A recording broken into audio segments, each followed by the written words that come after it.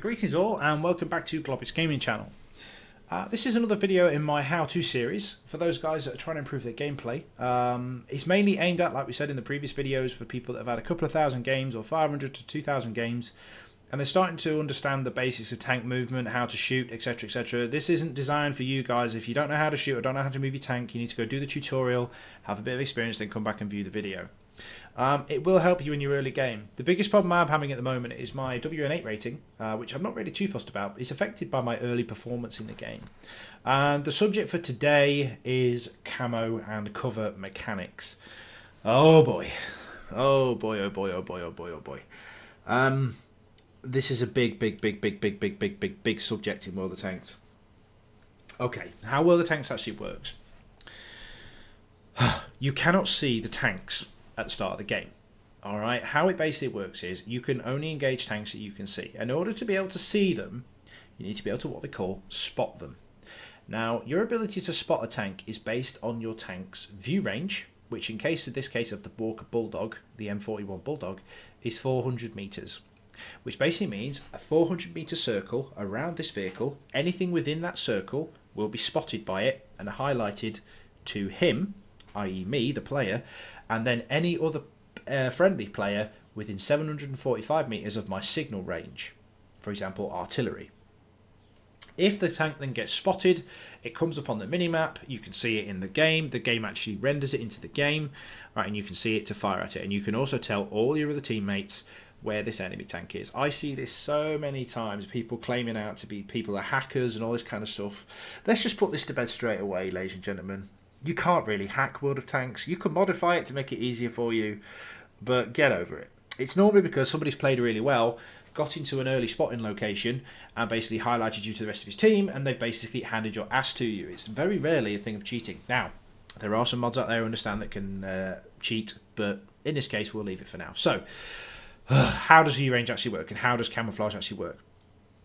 Camouflage in World of Tanks, okay, every tank has a camo rating. Rated for when you're stationary, when you're firing your cannon, and when you're moving. Okay, and this camo rating directly affects the ability for another tank to spot you. So for example, let's say I'm in a Walker Bulldog, I've got an uber duper camo crew, I've got a camouflage net, because that's something you can do. You can equip a camouflage net which reduces detection when you're stationary, etc, etc. I've got everything I can for view range, nerfing, or spotting shenanigans, camouflage myself.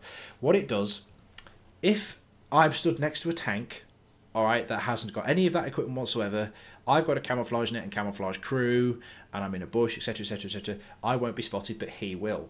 Because what camouflage does, it actively affects and sort of buffs, sorry, not buffs, it reduces the enemy tank's effective view range. So for example, if I've got a view range of 500 meters, but my camouflage value equals minus 100 meters, I can get within 400 meters of an enemy vehicle and he won't spot me. So that's why we have camouflage crew, camouflage nets, etc, etc. Now there are lots of factors within the game, all right, that affect camouflage rating. Like I said previously mentioned, you can equip camouflage next to your tank. You can equip camouflage skill on your crew. For example, the 3 crew on this tank have 100% camouflage. That basically increases the vehicle's camouflage rating. Certain tanks have better camo ratings than others. I'm not going to go into the details of that, but basically light tanks have the best camouflage because what they can actually do is they retain their camo value when they're moving. Let's say this tank has a basic camo reduction of 50 meters. A heavy tank, as soon as the heavy tank moves its hull, it will lose that camo rating, and heavy tank on the move basically has 0 camouflage rating most of the time. So if you're within 400 meters of a Walker Bulldog and you're moving in a heavy tank, you will be spotted. However, if you're in a light tank, you probably won't be because you'll maintain your camo rating. It's all to do with maths. So having an understanding of how this actually works greatly affects your play, because it affects and makes you realise how effective and how useful some types of cover actually are and not getting spotted. But again, knowing your enemy vehicles on the enemy team, look at the team list when the game starts, look at what scouts they've got, know what their view ranges are, and you should be fine. Now, what we're going to do now is we're going to nip into a training room and try and put these mechanics into practice to try and give you a better idea of what we actually mean. Because it's alright me sitting here saying it, but will you guys actually understand it? For the guys that don't speak English as a first language, this training room is probably for you. Alright, let's get into the training room. Alright guys, then 101 of Camouflage. As you can see, the lovely scenery around Muravanka. Is it Muravanka we're on at the minute? Or is it Malinovka? It's Malinovka. Okay. Now, as you can see, the sneaky bastard that is Chris is hiding out there somewhere. Alright, in the bushes maybe, or out there somewhere on the map. Actually, he's hiding in plain sight. And this is what I was trying to tell you when we did the intro. Okay, his tank has a camo rating, my tank has a view range. Okay, my view range in this tank is about 410, 420 with coated optics.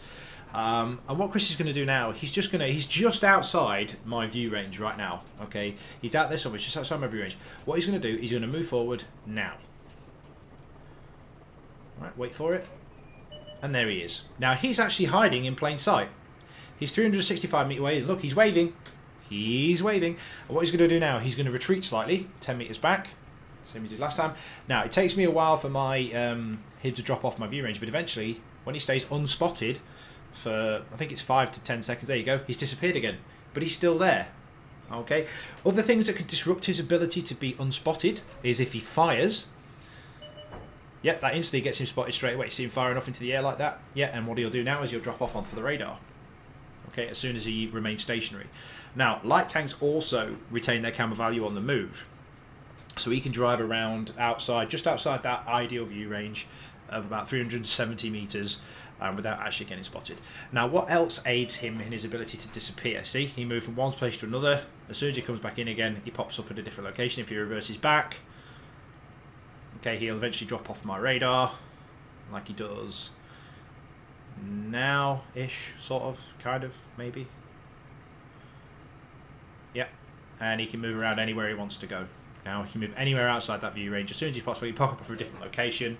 And this is going to throw my aim off. Yeah, but I'm sat up here on the side of a hill. He can easily spot me. Yeah, I've got to work out where he's going to come from. He could come from absolutely... Yeah, there he goes. Look, straight away come from a different location. Yep, so that's the view range mechanics working for you. Now, if you get the XVM mod, you can actually get a mod where it puts the circles of your view range onto your map. As you can see here, I haven't actually got it. What we're going to talk about now then is bush mechanics, how bushes work. Okay, so next thing we're going to talk about is bush mechanics and how bushes work. Now, I've moved down off the hill into the open field. I'm in the open, and I know for a fact that Chris can see me. You can see me, Chris, can't you? Yes. Yeah, Chris knows where I am. I haven't got a clue where he is. Alright, I'm scanning around, I can't see him. Now, if Chris stays still, okay, doesn't move, he can remain concealed until I get within 50 metres of him. Now, what this is called is proxy spotting, okay? I cannot see Chris because he's in one of the bushes, alright? The bushes massively boost your camo rating. In fact, I think they actually even completely block you line of sight from the enemy.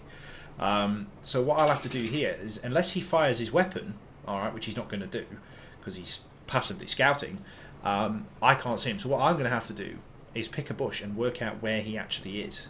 Alright, now with proxy spot, what I'm going to do, I'm going to drive towards the bushes slowly. Alright, and when I get within 50 metres of him, he should just automatically be spotted. There we go. I proxy spot him. Because as you can see from my reticle, he's 49 metres away. If I drop beyond that 50 metres to 55 metres, we can just wait, and he will drop off the radar completely. I won't be able to see him. Tum-ti-dum-ti-dum. And there we go. He's completely disappeared again. But he's within 50 metres of me. Now, what's going to ruin it for him? Well, if he moves, it's going to ruin it. Because if any of these, this little gap in the side of the bush here, if he moves his tank, if you just traverse your tank to the left, Chris, and reverse out, there you go. You see, I spotted him because there's a gap in the bush right there. You can see him moving in and out. That's him basically going to get completely spotted and annihilated by my entire team. Just, that's good, mate, stay there. You see by the outline. Now he disappears again. Other things that are going to ruin him, if he fires his weapon, fire into the ground around me, Chris, yeah, I instantly spot him. Alright, and that's how bushes work. Now, there's another way he can actually get around this. Alright, something called a double bush location. So, what do I mean by double bush locations then? Well, as you can see in front of me, there's two lines of bushes. Now, if I drive forward, I'll spot Chris through the first set of bushes, because I don't think these bushes here are working, because there's a gap there. Alright, so I can see him. Look, he's waving. All I'm going to do now is I've spotted him, or somebody else spots him for me. This is the most important thing. You need other scouts to do this. It's better if it's other scouts. I'm going to reverse now, so that all the bushes are opaque. All I can see is the outline of his tank, and bang. Penetration. Can you see me, Chris? Oh. No, he goes opaque. I drive back in again. But if I do it to where I'll just shoot the ground around you now. If I stay here, though, and the bushes are see-through... Oh, hello. He can spot me. Yeah, so all I do is I drive back 10 feet. The bushes are opaque. I know he's still there. Wait for him to drop off the radar. And then... He can't see me. Nope. Yeah, Can't. that's double bush location. Now, Chris has just told me he wants to see that himself because he doesn't know how to do that. So, yeah, we'll just play with that for a while. Right then, guys, one last thing I wanted to mention before we leave this team training room is, I call it nesting.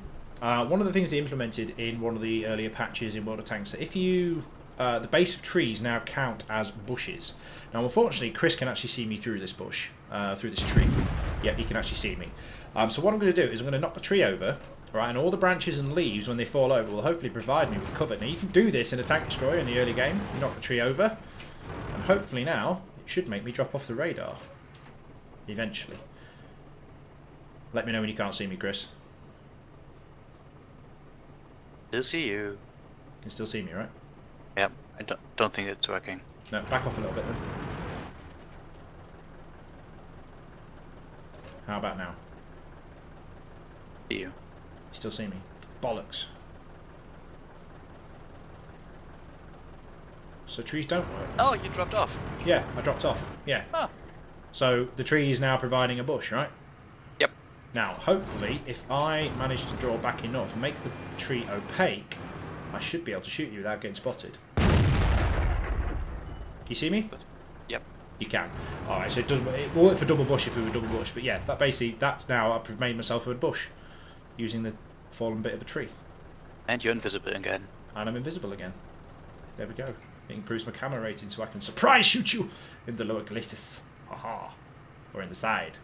Or in the buttocks. Alright. Okay. That's the training room finished, I think. Is there anything else you need to cover, Chris, do you think?